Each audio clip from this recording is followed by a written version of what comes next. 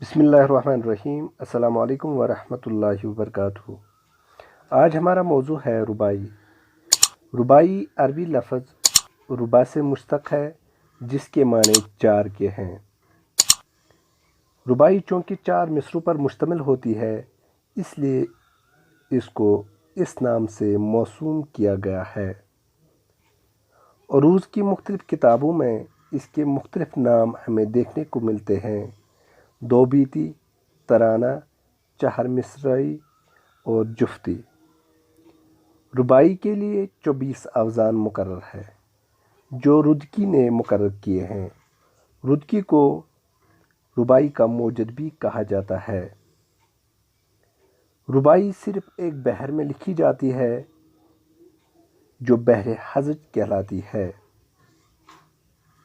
आम तौर पर रुबाई का पहला, दूसरा और चौथा मिसरा हम काफ़िया होता है। तीसरे का काफ़िया जुदा गाना होता है। हैत के एतबार से रुबाई को दो हिस्सों में तकसीम किया जाता है: खसी रुबाई और गैर खसी रुबाई। खसी रुबाई वो रुबाई होती है जिसका पहला, दूसरा और चौथा मिसरा हम काफ़िया हो। ये नीचे दी हुई रुबाई खसी रुबाई है। इसमें पहले मिसरे में खुदा और दूसरे में जा और तीसरे में सदा, ये तीन काफ़िए इस्तेमाल किए गए हैं। यानी कि ये तीन मिसरे हम काफ़िया हैं और तीसरा जो मिसरा है वो जुदा गाना है, यानी कि इसमें काफ़िए की पाबंदी नहीं की गई।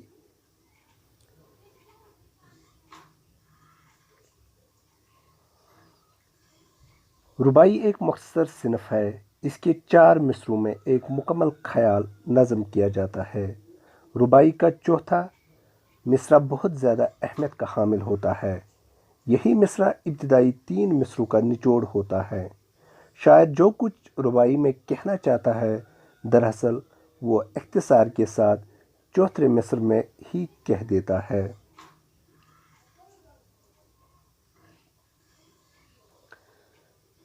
रुबाई अगरचे अरबी लफ्ज़ है, मगर ये अरब की नहीं बल्कि ईरान की पैदावार है और इसके पहले शायद ईरान के रुदकी है। डॉक्टर सैयद जाफ़र की तसनीफ़ से ज़ाहिर होता है कि उर्दू में सबसे पहले ख्वाजा बंदा नवाज़ रहमतुल्लाह अलैह ने रुबाई लिखी है। इसके बाद बहुत से शायरों ने उर्दू में रुबायात लिखे हैं, जिनमें कली कुतुब शाह, वजही, गवासी, आदिल शाह, वली, दर्द, सोज, सौदा, हाली, अनीस, अमजद, यगाना, फिराक वगैरह हैं।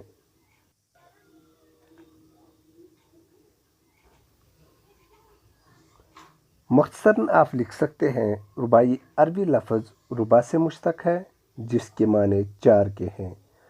रुबाई चूँकि चार मिसरों पर मुश्तमिल होती हैं, इसलिए इसको इस नाम से मौसूम किया गया है। उरूज़ की मुख्तलिफ़ किताबों में इसके मुख्तलिफ़ नाम मिलते हैं।